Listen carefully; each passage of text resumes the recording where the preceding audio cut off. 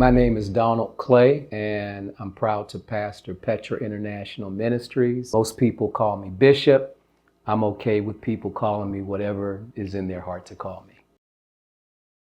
A remarkable story that would take too long to tell, but I started ministering at 16. I had a profound encounter with God and just radically changed my life. I was going in a totally different direction as a teenager. But at 16, I realized that this was my calling. This was my purpose. The thing that I love most about ministry would be having the opportunity to serve and bless people. The Father loves people. And so whenever I have the opportunity to impact someone's life for God, a lot of times they don't understand that I get as much out of that as they do. To me, the most important thing is your intimacy with God.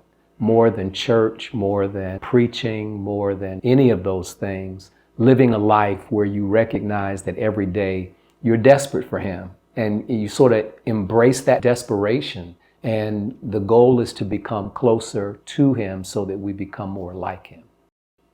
Probably the hardest challenge has been self-evaluation. You know, when you have vision, there are so many things that you want to achieve, and you develop in your mind a picture of what that looks like. And many times the picture that God is painting is so much bigger, so much more beautiful. But you can feel like you fell short because you had this preconceived concept of what it was supposed to look like. So I try my best in this season of my life to stay out of self-evaluation and just keep my heart before God and let Him evaluate me. I'm not good with math. I was 16 and I'm 64. So you do the math. I've been in ministry a very, very long time, literally all of my adult life. For me, the goal is to, at some point, be able to meet the Father, personally, like to be in His presence out of this flesh. And simply to hear Him say, well done. I just want to please Him. I mean, to me, pleasing God is the ultimate goal. I'm going to be honest in that I have struggled throughout my life with the idea of being honored.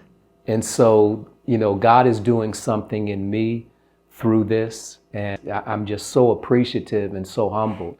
I think that sometimes we struggle with the concept of being honored because we can tend to never feel like we hit the mark. And so it goes back to the issue that sometimes self-evaluation will cause us to reject the blessing and the love that God is extending to us through other people.